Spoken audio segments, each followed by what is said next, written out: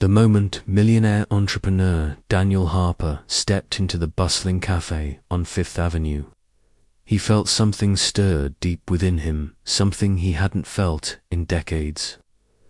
It wasn't the rich aroma of freshly brewed coffee or the chatter of patrons that caught his attention. It was two little girls sitting by the window, their giggles filling the air like music. They were identical twins, no older than 6, with golden curls cascading down their backs and eyes so vividly blue. They seemed to pierce through time itself. For an instant, Daniel froze, his heart pounding as if someone had reached into his past and pulled out a fragment of his childhood, a ghost from memories long buried. Daniel's mind raced back to when he was just 10 years old, living in a small town where life revolved around school, chores, and stolen glances at Clara Bennett, the girl who lived 3 houses down.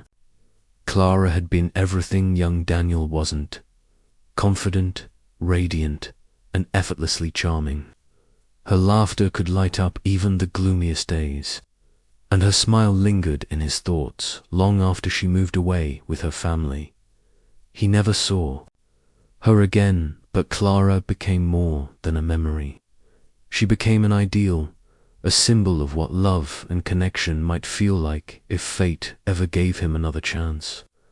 Now, staring at these twin girls, Daniel couldn't shake the uncanny resemblance. Their faces were mirrors of Clara's, the same curve of their cheeks, the same sparkle in their eyes, and it left him breathless as he stood there, rooted to the spot. One of the twins turned her head slightly. Locking eyes with him, she tilted her head curiously, as though trying to place him, while her sister continued coloring in a picture book spread across the table. Daniel's chest tightened. Who were these children? How could they look so much like someone he hadn't seen in over 30 years? Before he could think better of it, he approached the table, his polished leather shoes clicking softly against the tiled floor. "Hi," he said, his voice steady despite the whirlwind of emotions inside him. The twins looked up at him, their expressions a mix of curiosity and innocence. One of them grinned widely, showing off a missing front tooth, while the other studied him with cautious interest. Their mother, seated beside them, glanced up from her phone. She was younger than Daniel expected, perhaps in her early 30s. With soft brown hair tied back in a messy bun and tired lines etched faintly around her eyes. There was a warmth about her, but also a fragility that made Daniel pause. Something about her demeanor suggested she carried burdens heavier than most people could imagine. "Can I help you?" she asked politely, her tone guarded yet kind. Daniel hesitated, unsure how to explain himself without sounding strange. "I'm sorry to bother you," he began, gesturing toward the twins. "But your daughters, they remind me of someone I used to know." The woman blinked, surprised by his words. Then, after a beat, she smiled faintly, though there was sadness behind it. "That happens sometimes," she replied. "People say they look like their grandmother." Daniel's pulse quickened. Grandmother, could it be possible?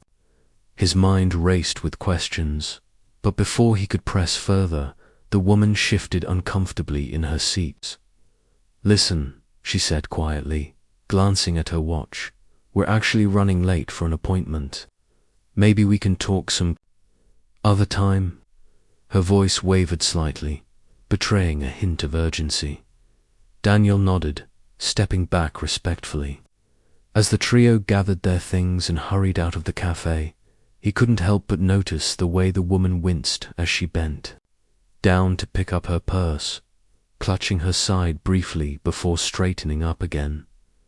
Later that evening, as Daniel sat alone in his penthouse overlooking the city skyline, the encounter replayed in his mind over and over. Those girls, they weren't just reminders of Clara.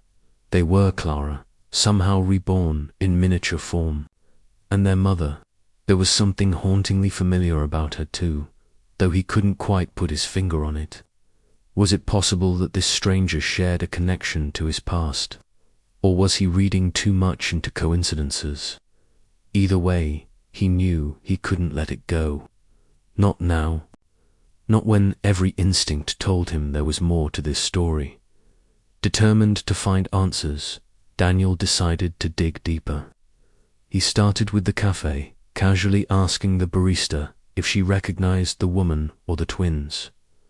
To his relief, she did. "Oh, yeah, they come here pretty often," the barista said, wiping down the counter. "The mum's name is Sarah. Really nice lady. Always tips well, even though I get the feeling money's tight for her." Money's tight. That didn't add up. If Sarah was struggling financially, why hadn't she mentioned it during their brief exchange? And why did she seem so reluctant to engage in conversation? Daniel thanked the barista and jotted down the details, his resolve strengthening with each new piece of information over the next few days. Daniel found himself lingering near places Sarah frequented, a park where the twins played, a grocery store where she shopped, even the hospital parking lot where she occasionally disappeared for hours at a time. Each sighting only deepened the mystery. He noticed how Sarah always kept a protective hand on her daughters, as if shielding them from some unseen threat. He saw the way strangers complimented her on their beauty, unaware of the shadow that seemed to follow her everywhere. Most telling of all, he observed the toll her frequent absences took on her health.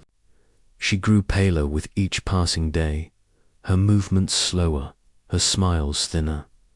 Finally, unable to resist any longer, Daniel approached her again outside the hospital one afternoon. This time, he came prepared with flowers, a warm smile, and a carefully rehearsed explanation. "Sarah," he called out, his voice gentle. She turned, startled, her hands gripping the straps of her bag tightly. Recognition flickered in her eyes, followed by wariness. "We met at the cafe," he reminded her. "I'm Daniel." She nodded slowly, still unsure of his intentions. "What do you want?" she asked bluntly, cutting straight to the point. Her tone wasn't hostile, but there was a weariness in it that tugged at Daniel's heart. "I wanted to apologize for intruding the other day," he said honestly, "and maybe get to know you and your daughters better. They're incredible."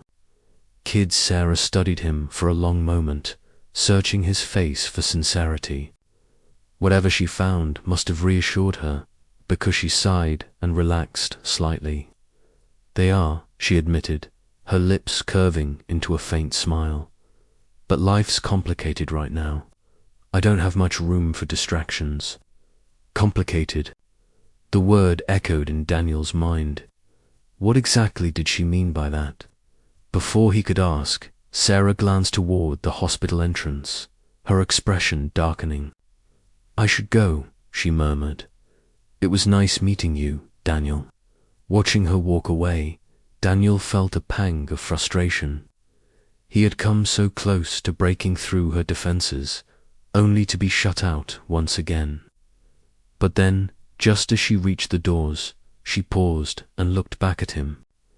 "If you really want to understand," she said softly, almost reluctantly, "come back tomorrow.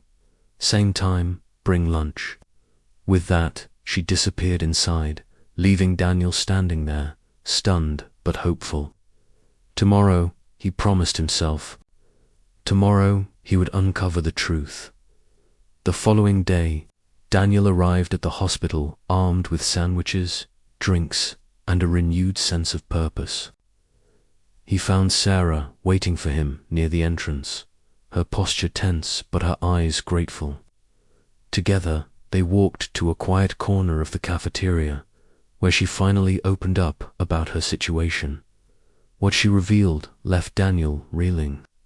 Sarah was battling stage 4 cancer, a diagnosis she'd received shortly after the twins were born. Though treatments had initially shown promise, the disease had returned with a vengeance, leaving her with limited options. "I've done everything I can to fight it," she confessed, her voice trembling, "but I'm running out of time." Daniel listened in stunned silence, his heart breaking for this woman who had endured so much, yet still managed to raise two beautiful daughters.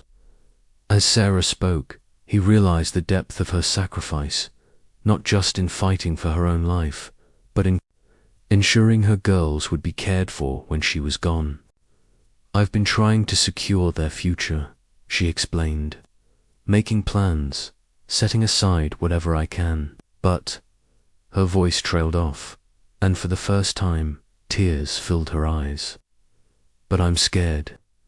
Scared of what will happen to them when I'm not here." In that moment, Daniel understood why fate had brought him to this cafe, to these twins, to Sarah. He didn't know yet how or even if he fit into their lives, but he knew one thing for certain: he couldn't stand idly by while this family faced such unimaginable loss. As they parted ways later that afternoon, Daniel made a silent vow to himself. Somehow he would find a way to help. Somehow he would make sure those little girls, the spitting image of Clara, wouldn't have to grow up alone. But as he drove home, a nagging thought crept into his mind. Why had Sarah agreed to meet him? What was it about him that made her trust him enough to share her deepest fears? And most importantly, what role did Clara play in all of this? The answers, Daniel realized, lay hidden in the past, a past that was far more intertwined with Sarah's present than he could have ever imagined. The next morning, Daniel woke up with a sense of urgency that propelled him out of bed before sunrise. He couldn't shake the image of Sarah's tear-filled eyes, or the way her voice had cracked when she talked about her daughter's future. Something about her story felt incomplete, as if there were pieces missing from the puzzle she'd laid out for him. Determined to understand more, he began digging into his own past, specifically anything related to Clara Bennett, the girl who had unknowingly shaped so much of his life. He started by calling his older sister, Emily, who still lived in their hometown. "Emily," he said when she picked up, "do you remember Clara? The girl I used to have a crush on?" There was a pause on the other end of the line, followed by a soft laugh. "Of course, I remember Clara," Emily replied. "You mooned over her 4 years after she moved away. Why are you asking now?" Daniel hesitated, unsure how much to reveal. "I think I might have found someone connected to her," he admitted. "Maybe even her family." Emily's tone turned serious. "Clara passed away years ago, Don," she said quietly. "Didn't you know?" Daniel's heart sank. Passed away? How could he not have known? When he pressed Emily for details, she explained that Clara had died in a car accident shortly after graduating college. She'd been married at the time and left behind a young daughter. A daughter. The word hit Daniel like a freight train. Could it be possible that Sarah, the woman he'd met outside the hospital, was Clara's child? If so, that would mean the twins weren't just reminders of Clara. They were her grandchildren. The realization sent a chill down his spine. With this new information swirling in his mind, Daniel decided to confront Sarah directly. He called her later that day, careful to keep his tone light and non-threatening. "Hey, it's Daniel," he began. "I was wondering if we could meet again. I have some questions about your family." There was a long silence on the other end of the line, and for a moment Daniel thought she might refuse, but then she sighed softly. "All right," she said, "but let's make it quick. I don't have much energy today." They met at the same cafe where their paths first crossed. sitting in the same corner booth where Daniel had first noticed the twins. Sarah looked worse than she had the last time he saw her, paler, thinner, her hands trembling slightly as she wrapped them around her coffee cup. Daniel hated seeing her like this, but he knew he couldn't wait any longer. "Sarah," he began gently, "I need to ask you something important. Did your mother's name happen to be Clara?" Her eyes widened in shock, and for a moment she seemed unable to speak. "How do you know that?" she whispered finally, her voice barely audible above the hum of conversation round them. Daniel took a deep breath and told her everything about his childhood crush on Clara, about the uncanny resemblance between the twins and the woman he remembered, and about what his sister had revealed regarding Clara's death. As he spoke, Sarah's expression shifted from disbelief to sadness, and finally to resignation. "Yes," she admitted quietly, "my mum was Clara, and yes, she died when I was little. Car accident." She paused, staring into her coffee, as though searching for answers in its dark surface. "I never really got to know her. All I have are pictures and stories my dad used to tell me." "But," she trailed off, her voice breaking. "But what?" Daniel prompted gently. Sarah shook her head, tears welling up in her eyes. "It doesn't matter now," she murmured. "None of it matters. I'm running out of time, and all I can think about is what's going to happen to my girls when I'm gone." The raw emotion in her voice tore at Daniel's heart. He reached across the table and placed a hand over hers, surprising even himself with the gesture. "You're not alone in this," he said firmly. "I'll do whatever it takes to help you, to help them." Over the next few weeks, Daniel threw himself into finding solutions for Sarah and the twins.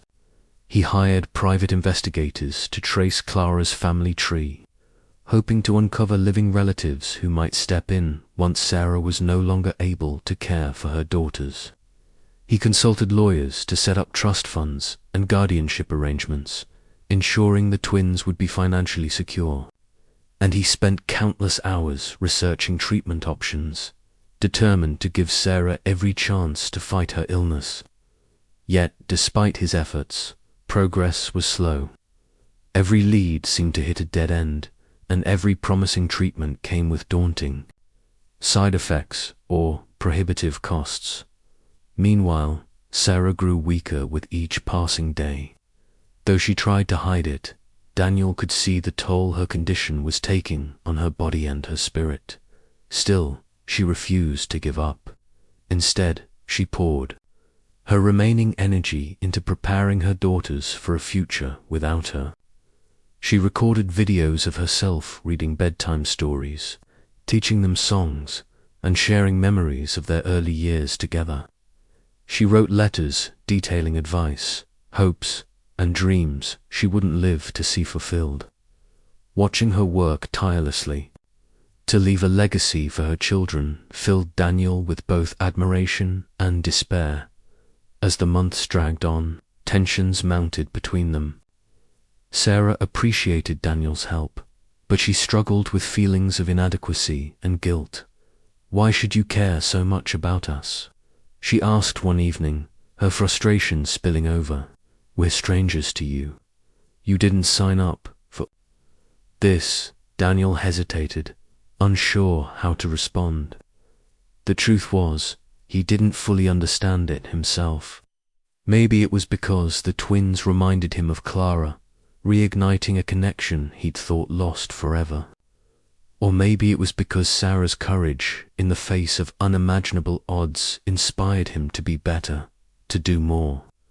Whatever the reason, he couldn't walk away, not now, not ever.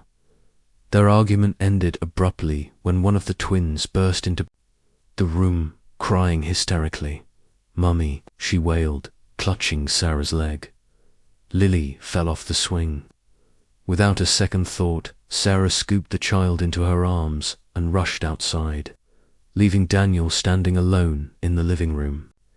He watched through the window as she comforted her daughters, her frail frame dwarfed by the enormity of her love for them.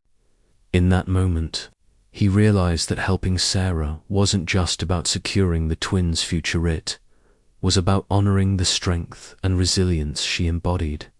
As winter approached, Sarah's health deteriorated rapidly. One night, while tucking the twins into bed, she collapsed and was rushed to the hospital. Daniel arrived shortly afterward, pacing anxiously in the waiting room until a doctor emerged with grim news. "She's stabilized for now," the doctor explained, "but her body is shutting down. It won't be long." Those words hit Daniel like a punch to the gut. Not long. How could he possibly prepare two little girls for such devastating loss? In the days that followed, Daniel stayed by Sarah's bedside, holding her hand as she drifted in and out of consciousness. On one of her lucid moments, she turned to him with tear-filled eyes. "Promise me something," she whispered hoarsely. "Promise me you'll take care of my girls. Make sure they know how much I loved them." Daniel nodded, his throat too tight to speak. He wanted to reassure her, to tell her everything would be okay, but the weight of her request left him speechless. And then, just as suddenly as it had begun, the storm broke. A breakthrough emerged, distant cousin of Clara's, who agreed to step in as guardian for the twins. It wasn't a perfect solution, but it was enough to ease some of Sarah's fears. With that burden lifted, she slipped further into unconsciousness, her breathing shallow and labored. Daniel sat beside her, clutching her hand tightly, praying for a miracle that never came. When the end finally arrived, it was quiet and peaceful. The twins slept soundly in the next room, unaware that their world was about to change forever.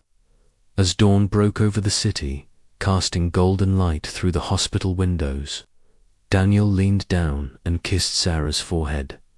"Thank you," he whispered, his voice choked with emotion, "for trusting me, for being brave, for everything." But as he stood there, staring at the lifeless figure of the woman who had touched his soul in ways he couldn't explain, a new fear gripped him. What lay ahead for the twins, for himself, for the fragile bond they had formed? The road ahead was uncertain, fraught with challenges and unknowns. And yet, amidst the grief and uncertainty, Daniel felt a flicker of hope. Because somewhere along the way, these two little girls had become more than just echoes of Clara. They had become his purpose. In the days following Sarah's passing, Daniel found himself grappling with a whirlwind of emotions. Grief weighed heavily on him, but so did responsibility.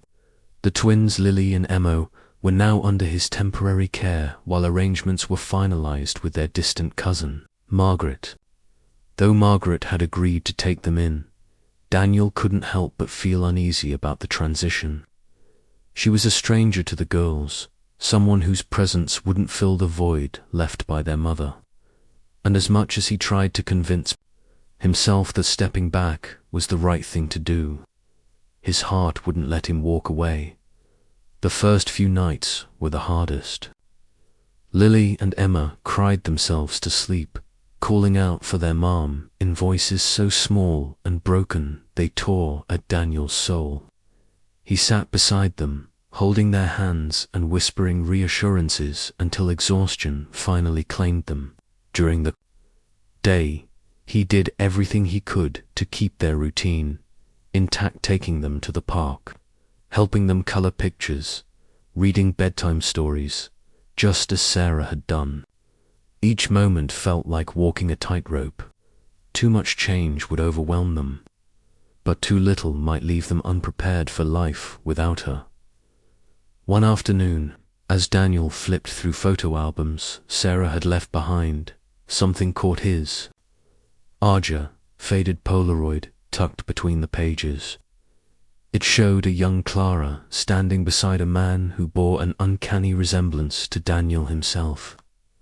His breath hitched as he stared at the image, flipping it over to find faint handwriting on the back. Clara and Dan, summer 85, Dan. Could it be himself? But how? He hadn't seen Clara since childhood. Confusion swirled in his mind until realization dawned. This wasn't Hemet, was his father, Daniel Harper Sr., whose name everyone shortened to Dan. Memories flooded. Backstories Emily used to tell about their dad's high school sweetheart, the girl he'd planned to marry before circumstances pulled them apart. Clara Bennett had been more than just a crush from Daniel's youth.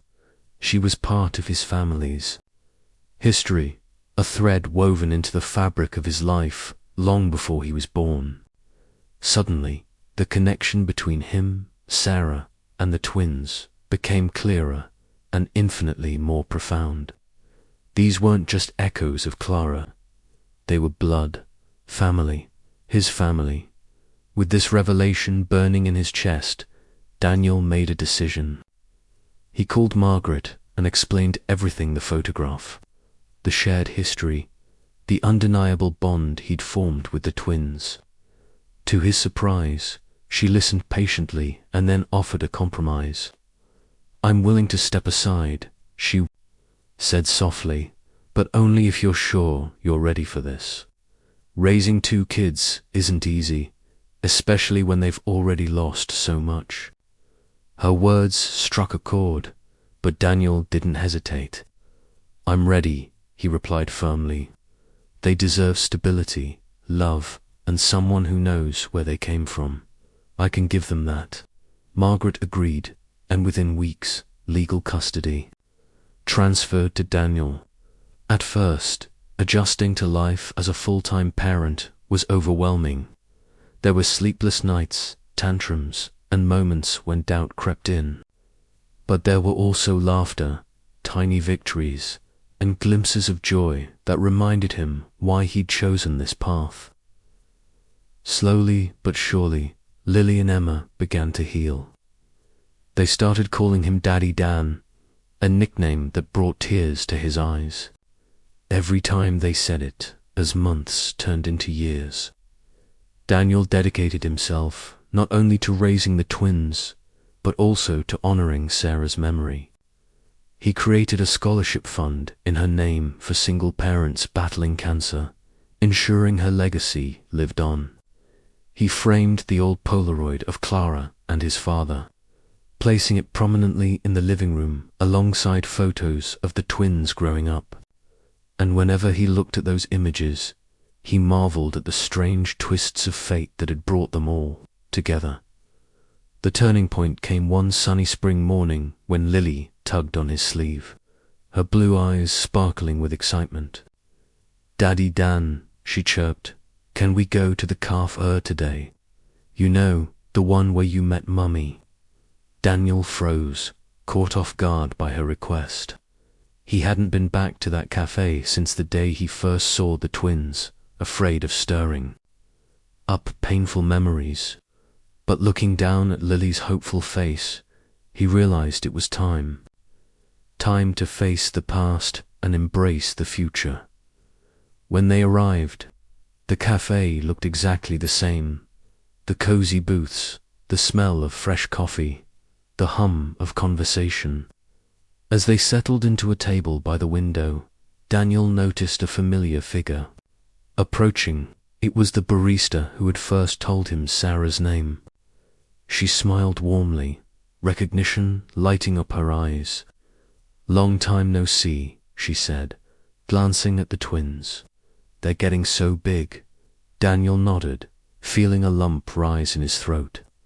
For the first time since Sarah's death, he allowed himself to truly reflect on how far they'd come that evening.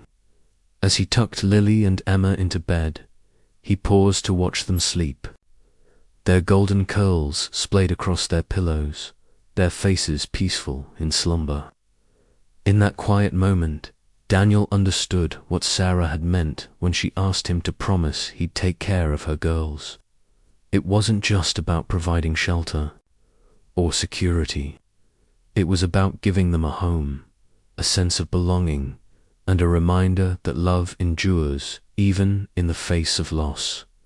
Years later, as the twins graduated high school and prepared to chase their dreams, Daniel stood proudly beside them, knowing he'd kept his promise not just to Sarah, but to himself. The journey had been messy, heartbreaking, and beautiful all at once. It had taught him that family isn't defined by blood alone, but by the bonds we choose to nurture and protect. And though Clara's shadow still lingered in the corners of his mind, Daniel knew she would have been proud of the man he'd become, the lives he'd touched along the way.